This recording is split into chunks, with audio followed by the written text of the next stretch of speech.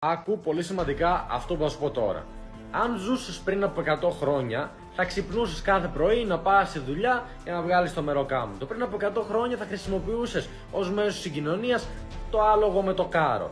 Τη σήμερον ημέρα δεν χρησιμοποιείς άλογο με κάρο, χρησιμοποιείς το αυτοκίνητο, το τρένο, το αεροπλάνο για να ταξιδέψεις, αλλά συνεχίζεις να πηγαίνεις στη δουλειά για να βγάλεις μεροκάματο. Μπορείς να το κάνεις να βγάλει νόημα αυτό το πράγμα. Έχουν εξυγχρονιστεί όλα, αλλά δεν έχεις εξυγχρονίσει ακόμα τον τρόπο με τον οποίο βγάζεις χρήματα.